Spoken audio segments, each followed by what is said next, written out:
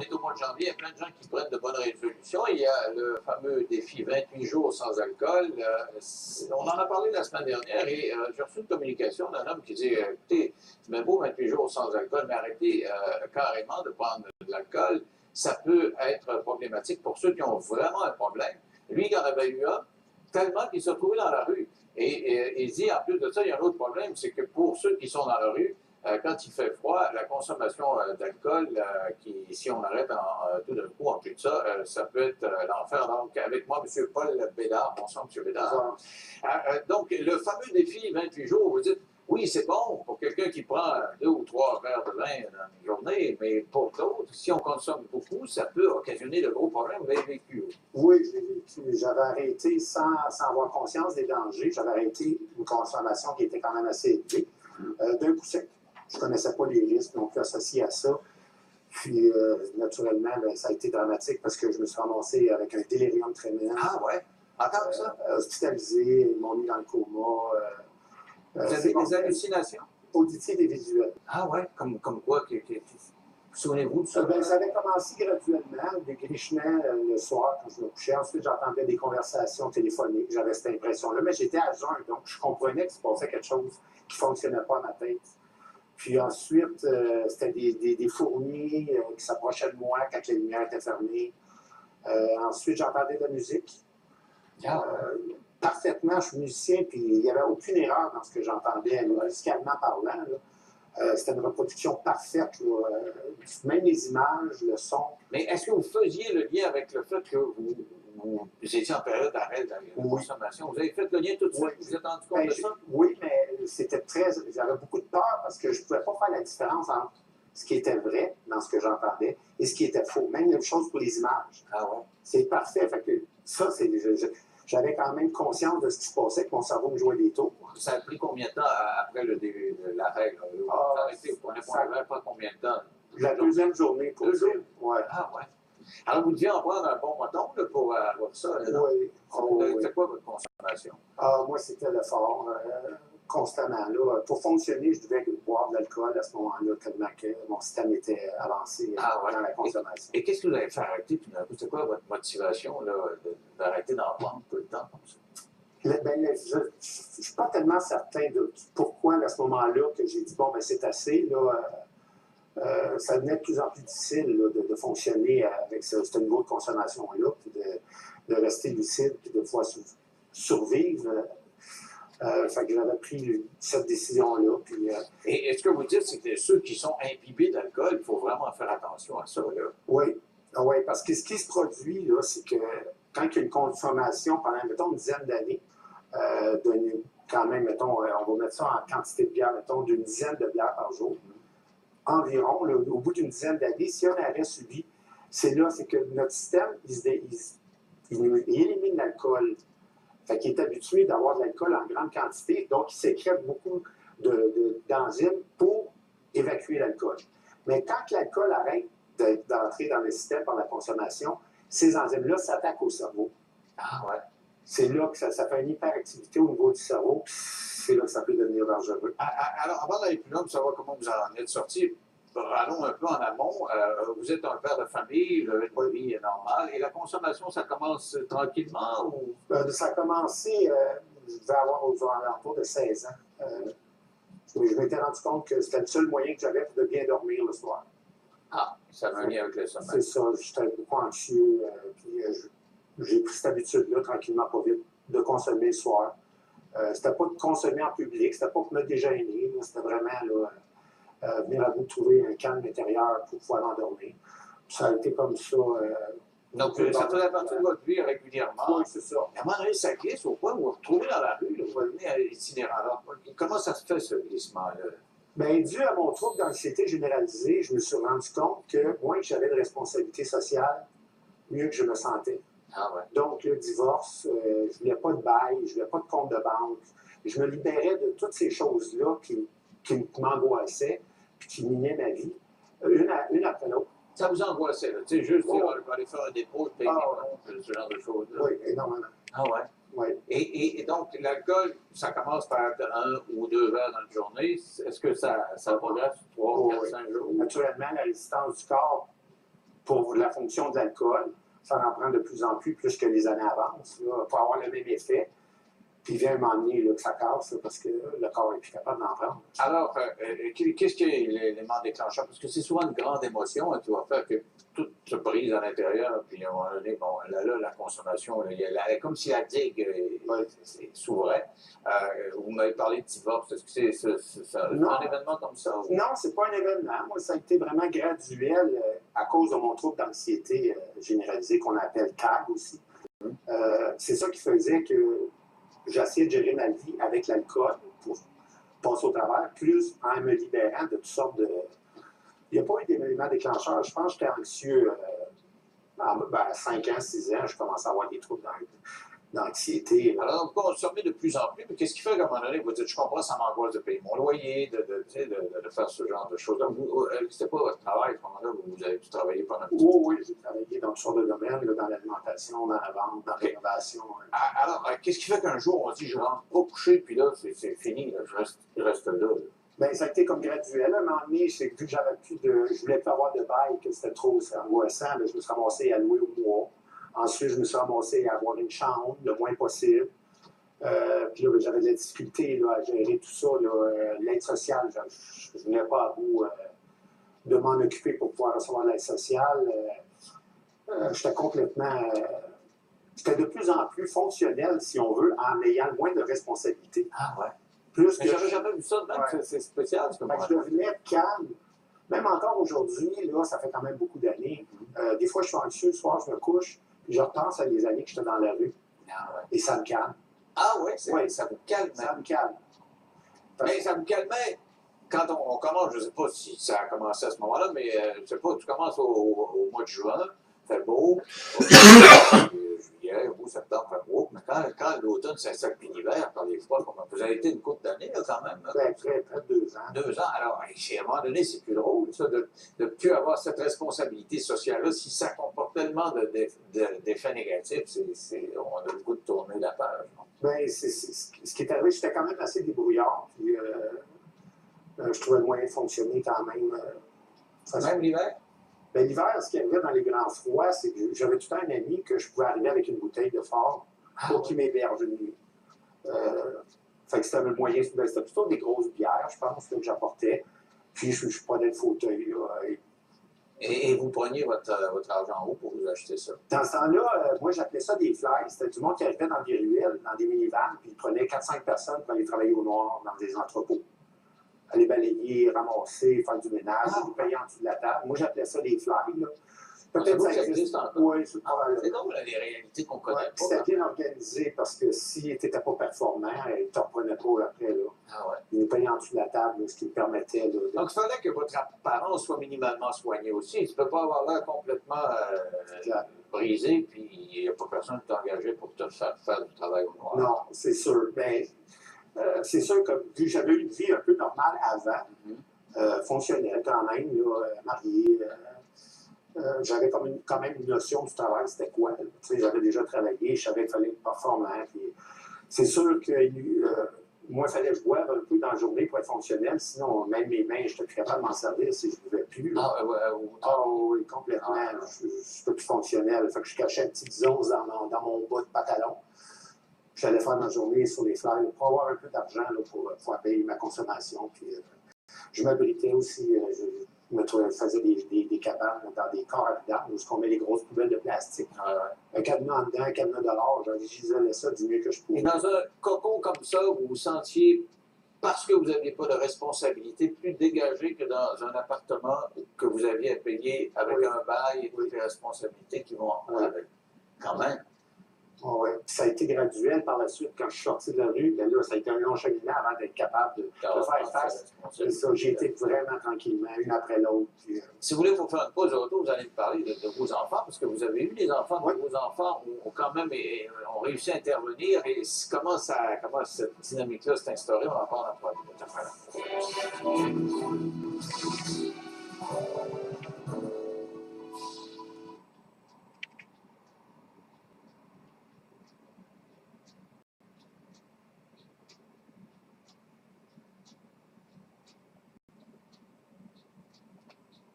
Le noisetier.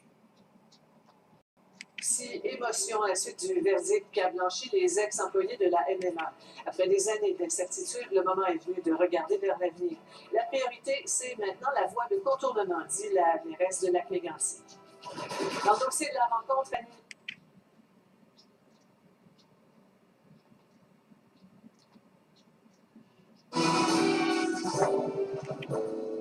Avec moi, Paul Bédard qui nous parle de la vie qu'il a menée hors de la rue, qui a connu la rue, et on va parler tantôt de comment il faut faire attention quand on arrête la consommation, compte tenu de ce défi dont on parlait tantôt du 28 jours. Mais avant, M. Bédard, racontez-moi, là, vous êtes dans la rue, vos enfants ont quel âge à ce moment-là?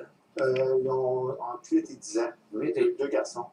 Est-ce que vous les avez vus? Est-ce que vous je les voyais. Je prenais l'autobus. Je quittais Montréal. Je les ai emmenés une couple de fois chez des amis à Montréal qui acceptaient de m'héberger avec mes enfants pour que je puisse les voir. J'allais passer des fins de semaine chez ma mère. Ma mère, elle m'invitait, elle disait, tu peux pas prendre plus que 6 bières dans ta journée ou 3 bières dans ta journée. Puis je voyais mes enfants chez ma mère aussi à ce moment-là. J'avais quand même une bonne relation avec eux autres. C'est sûr que j'ai été des moments que j'ai manqué ma fin de semaine sur 2 parce que je n'étais pas apte. Pogné l'eau un coup, solide. Oui, c'est ça. Mais eux, comment ils voyaient ça? Est-ce que c'était un papa spécial ou ils réussissaient dans leur tête à faire quelque chose? Non, je pense que j'ai quand même montré, c'était quand même caché, là, le fait que j'étais vraiment dans la rue. Non, c'est ça. Mais votre mère, elle devait le savoir, ça doit être dur pour une maman, non? Bien, ma mère, elle savait que j'allais pas bien dû à l'alcool, là. Mais elle ne savait pas non plus que j'étais complètement dans la rue. Elle ne savait pas que vous aviez votre cadenas, là, avec votre cocon, là. Non, c'est ça. Et qu'est-ce que vous étiez donc toujours dans le mensonge, là, dans ce genre de réalité-là? Oui. Mais je savais que ça ne durerait pas. Je me disais soit que je vais mourir ou. Justement, vous deviez penser à la mort quand même régulièrement, non? Oui. Puis surtout si vous êtes dans le dessus. C'est justement ce qui est arrivé quand j'ai décidé d'arrêter de consommer, puis je me suis ramassé à l'hôpital. C'est là que j'ai allumé, que j'ai dit, il faut que je fasse quelque chose. Il faut que j'aie un meilleur rôle comme père pour mes enfants. Il faut que j'aie un rôle dans ma vie, puis dans la vie de mes enfants, pour pouvoir fonctionner plus longtemps, puis me sortir de là. Alors, parlons de cette reconstruction-là, mais avant, j'aimerais juste savoir, qu'est-ce qui était le plus dur dans la rue quand vous regardez ça a posteriori? 2 ans dans la rue, quand même. C'est pas rien. Ben, c'était les manques, les moments que je manquais d'alcool. Ah, vraiment? Moi, je pensais que vous alliez me dire, je sais pas, moi, le luxe, c'est pas la chaleur. C'était vraiment les périodes les plus difficiles. Quand t'as pas assez d'alcool dans le système, c'est ton shake, là, puis... Ben, c'était ça, c'était de m'assurer de pouvoir consommer à tous les jours, là, puis de pouvoir assez boire pour dormir, puis me réveiller le lendemain matin pour faire ma journée. Là. Alors, quand on dit alcoolique au dernier degré, c'est ce que vous étiez. Là. Mais il y en a plus qu'on pense, des gens qui sont fonctionnels, pas nécessairement dans la rue, là, des gens qui consomment beaucoup, puis qui réussissent à travailler, puis à payer leur loyer, etc. Il y en a, on s'entend. Et c'est à eux, d'ailleurs, qu'on s'adresse. En ce qui a trait au défi 28 jours, là, si vous voulez arrêter tout d'un coup, il faut faire un peu attention. Alors, vous arrêtez, et là, vous commencez à avoir ces visions-là. J'allais vraiment pas bien, je dormais pas, sueur excessive, je tourne en rond, deuxième journée, je dors pas. Ensuite, des hallucinations auditives. Est-ce que vous êtes dans la rue à ce moment-là? Non, j'étais chez un ami parce que je savais que je ne filerais pas. Puis, j'ai dit, c'est assez tôt. Puis, ça fera mal, ou je vais passer au travers. En fait, c'était pas la vie, ce que je comprends, c'était pas la vie qui vous dérangeait, c'était pas le fait de ne pas voir vos enfants, de ne pas avoir de job, quoi que ce soit, c'était le mal d'en manquer de temps en temps. Vous me dites aussi bien d'avoir mal tout d'un coup, puis là, ça va être un gros mal, puis après ça, j'en parlerai plus, ça va être fini pour l'alcool. Mais c'était toujours en rapport avec la vie. Oui, c'est ça. Alors, donc, vous retrouvez à l'hôpital et vous êtes en délirium trémens, vous voyez des bébites, etc. Ouais. Ben, à l'hôpital, c'est pas passé grand-chose, parce que je suis tombé en convulsion dans l'ambulance. Puis ils m'ont mis sur un coma rendu à l'hôpital. Fait que le délirium, c'est vraiment passé avant d'aller à l'hôpital. Okay. Je t'ai fait, puis j'ai essayé d'étirer ça jusqu'à temps qu'à un moment donné, là, Info Santé, je pense. Ils ont dit non, urgence. Soit vous buvez de l'alcool immédiatement, faut absolument pas. Vous auriez pu mourir de ça si on ne les prenait pas en charge. Et votre organisme était tellement en manque que vous implosez par là-dedans. C'est le cerveau, il tombe comme en hyperactivité, en hyperventilation, on peut tomber en convulsion, puis c'est la mort. C'est lui qui manque le plus d'alcool. C'est Ben, ça, c'est ça. C'est que le système, les transmetteurs, les neurotransmetteurs qui s'accrochent après l'alcool, qui modèrent le transport un peu de l'alcool, sont produits en grande quantité pour compenser pour tout l'alcool qui rentre dans le corps. Mais quand il n'y a plus d'alcool, ces transmetteurs-là s'attaquent aussi. Et là, ça fait mal, littéralement, physiquement aussi. Oui, c'est psychologiquement que c'était peurant, là, puis Alors, vous êtes à l'hôpital, vous restez combien de temps, là? j'ai resté c'était à l'hôpital Saint-Luc, au 10e étage, je pense, une vingtaine de jours. OK, 20 jours quand même. Et vous ne prenez pas d'alcool là-bas. Quand vous sortez, vous n'avez pas, parce que c'est souvent ce qui arrive, un alcoolique qui réussit à arrêter, il dit hey, j'étais capable, la première chose que je fais, j'en reprends un autre. Qu'est-ce que vous avez? C'est sûr que c'était seulement qu'un traitement physique que j'ai eu à l'hôpital. Je n'avais pas eu de thérapie. Je n'ai pas songé pourquoi je consommais. Ça n'a pas été long que j'ai recommencé à consommer par la suite. Ouais. Ça n'a pas été un arrêt de ce moment-là. Mais mon combat contre l'alcool a commencé à ce moment-là. Et c'est là que vous avez dit, OK, je veux me battre, mais je ne gagne pas tout de suite. C'est ça. Et là, vous avez eu combien de tentatives avant de réussir à arrêter façon permanente? Je ne compte pas ça. Je pourrais dire que les périodes d'abstinence devenaient de plus en plus longues, puis les périodes de consommation de plus en plus courtes. J'ai été comme ça au fil des thérapies, de mieux comprendre la Vous avez problématique. suivi des thérapies? Beaucoup. Ah ouais? Ouais, ça a été, j'avais pas le choix parce que je ne trouvais pas de solution, je me remettais toujours à consommer. Fait que j'ai fait plusieurs thérapies internes, des suivis externes, que ce soit avec de l'or cornier. Ça, c'est couvert par l'assurance maladie ou quoi? Il faut payer pour ça? Non, mais souvent, il y a des programmes gouvernementaux, ça dépend lequel. Il y en a qu'on... Et donc, vous avez été en montagne russe comme ça. Qu'est-ce qui fait qu'un jour, ça a été la bonne fois?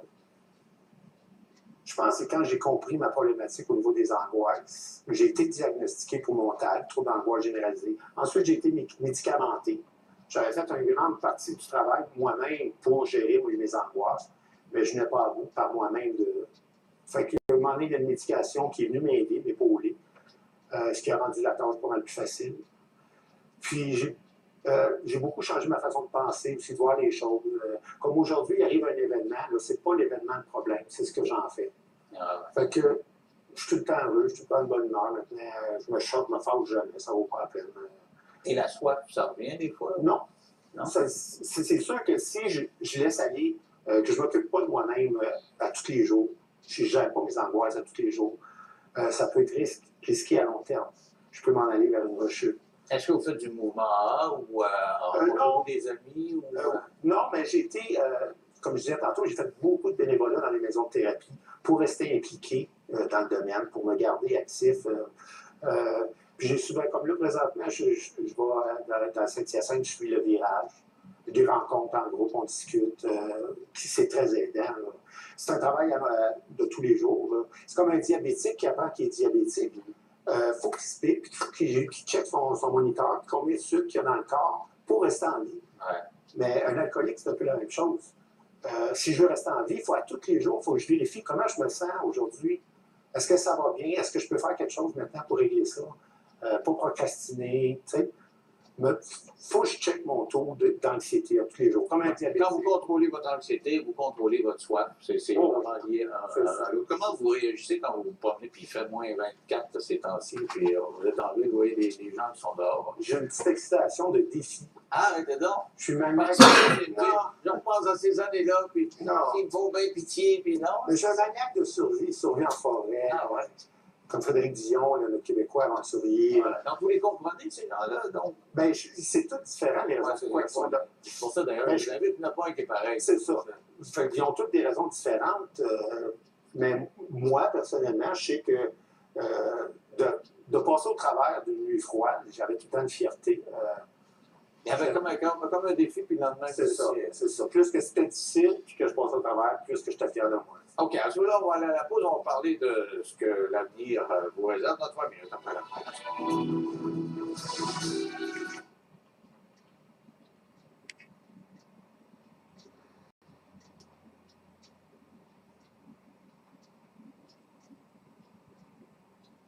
On ne peut pas dire d'abstinence, de travail sur vous, parce que des fois, vous avez eu des rechutes, etc.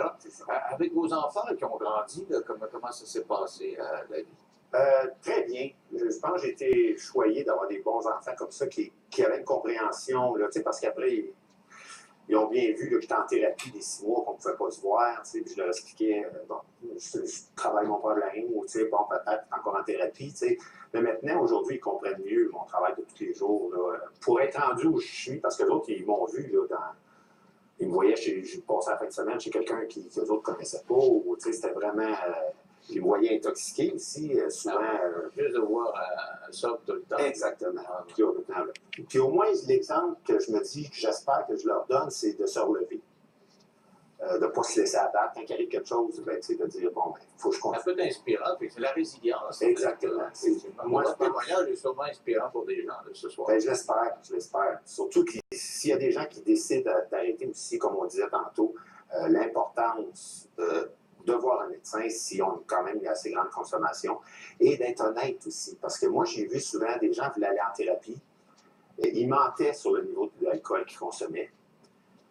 Puis ils allaient en thérapie, la thérapie ne l'envoyait pas à l'hôpital parce qu'ils n'avaient pas justement qualifié leur quantité. Ils se ramassaient en début de délirium ou en sevrage difficile. Fait que c'est important, les gens qui veulent arrêter, d'être honnêtes avec leur médecin ou l'endroit où ils vont aller faire une thérapie, de dire vraiment les vraies quantités d'alcool qu'ils consomment pour être sûr de ne pas se mettre à risque là, dans une situation difficile. Alors, comment vous voyez l'avenir? Une journée à la fois, là, vous ne faisiez pas la tête? C'est la seule façon de fonctionner. Tout ce que je m'assure, c'est d'être à l'écoute de comment je me sens. Donc, vous avez un appartement, vous avez un job? Oui, avec ma conjointe, ça fait plusieurs années, puis ça va très bien. Témoignage inspirant, bravo, merci d'avoir été avec nous. C'est tout ce qui nous concerne ce soir. On se retrouve de manière habituelle. Bye.